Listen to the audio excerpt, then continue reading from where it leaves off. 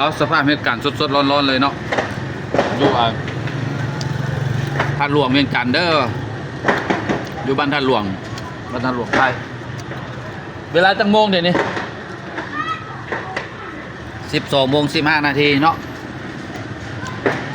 วันนี้วันที่24เดือน7 2024บ้านท่าหลวงเด้อรถดับเพลิงยังหมดทันมาเดี๋ยวนี้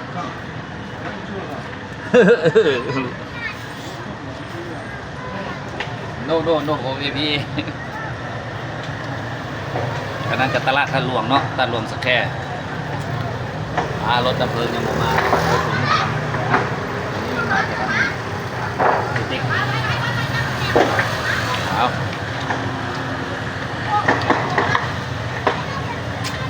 ชนร้อนๆเลยโอ้เป็นอย่างคือบ่ท่านมีอย่างคือบ่เอาน้ำสาดใส่วะแล้วว่ายืนเบื้องเสื้ออยู่ตายห้างขายรถเนาะห้างขายรถจักร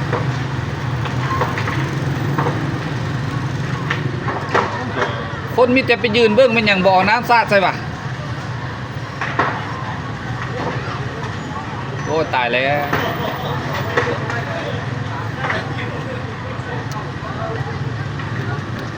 ท่านเขาไปแล้วเขาเอาน้ำสาดใส่รถได้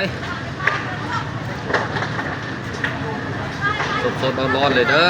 ตอนเที่ยงวันที่24 เดือน 7ที่บ้านท่าหลวงไต้